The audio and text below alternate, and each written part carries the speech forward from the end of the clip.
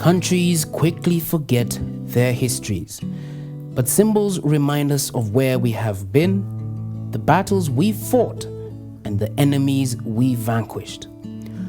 Our national flag is a symbol. It is a record of our histories because we have many histories. But it is also a compass, a guide that will take us to tomorrow, a map that will take us to the plenty within our borders, and a code that will reveal the greatness of our nation. If the national flag is a symbol of our histories, we have a second national flag. It is called the Presidential Standard. This second flag is a symbol of the living.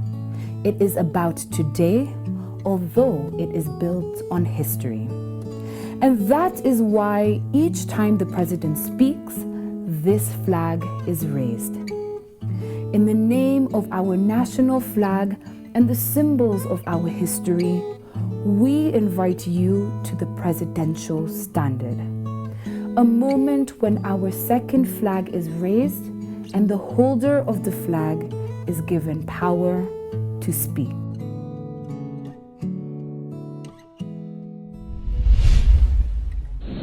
Today, I invite you to a moment of national self-reflection. And at a personal level, I am compelled to return to the question of our nationhood as crafted by our founding fathers and reimagined by us in August of 2010. In discussing this question, I will expound on the Nationalist Covenant. This covenant was crafted as an exchange of promises and guarantees between the communities that make Kenya. It was built as a bond that waxes the 42 communities to one nation. It defined our lowest common denominator, our irreducible minimum, as a collection of communities. It was our unwritten contract, binding one to all and all to one.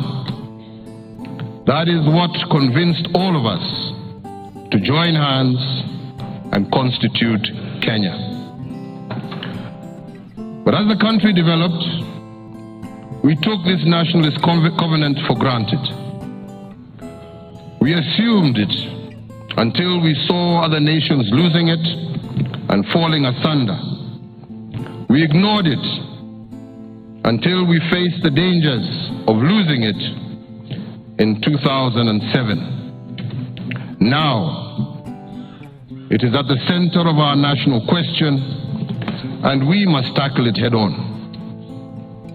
The question we must now pose is this: what is our individual and collective responsibility to this covenant? If it is the base upon which our nationhood is built, how must we engage with it? How do we protect it from ourselves and others? And how do we preserve it for our children and generations to come? The Nationalist Covenant is a bond that brings together 40 million Kenyans. It is greater than each one of us, but must respect every one of the 40 million of us. This covenant is sacred, and the 40 million who created it are sacred too. Administrations will come and go, but the covenant and the people remain. Leaders will come and go, but the covenant and the people shall remain. If we disagree as leaders, the covenant doesn't change. It remains unmoved and is the embodiment of all our collective aspirations, the representative of all of us. This unity of intent is the lowest common denominator as a people. It defines our nationhood and our diversity as Kenyans. To aggress it is to harm yourselves because it is part of you.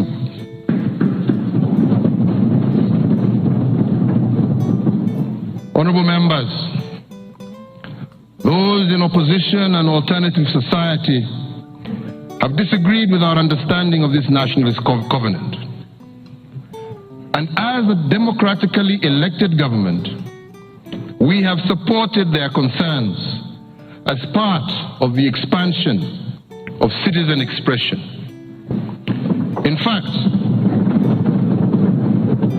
I think from this, we have created an active and effective opposition and civil society, in fact, the most active on the continent of Africa.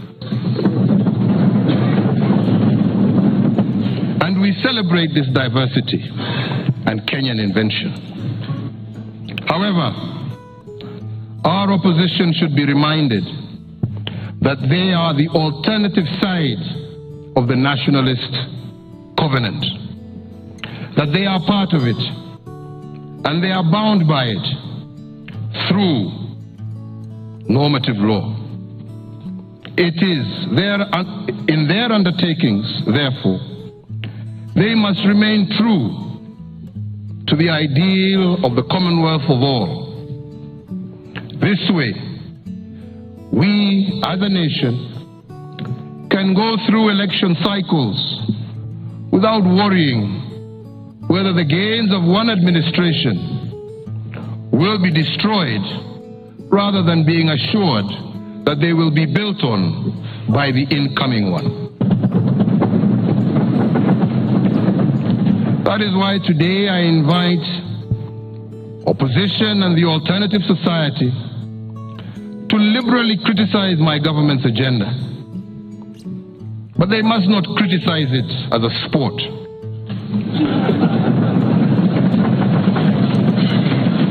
They must criticize it as owners of the covenant and provide alternatives. Criticism without alternatives is just reckless political sport. Further, I also address myself to the beneficiaries of expanded fields of citizen expression, including civil society, the general population, and the media. They must enjoy the new liberties with consciousness, responsibility, and faithfulness to the covenant. I say this, honorable members, because newfound liberties have a way of promoting reckless abandon. As you enjoy the liberties, we must remain true to the spirit of our nationhood. We must criticize if we must, but then give alternatives. Build bridges between divides instead of digging trenches. Build a culture of celebration instead of a culture of lamentation.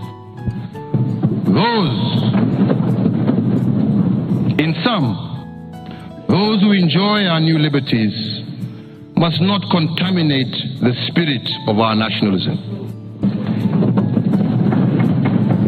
Everything will come and go in Kenya, but the covenant that binds us is eternal. If we remain true to this lowest common denominator, this historical exchange of promises and guarantees, this unwritten contract that binds all to one and one to all, then the state of the nation will forever remain unchallenged.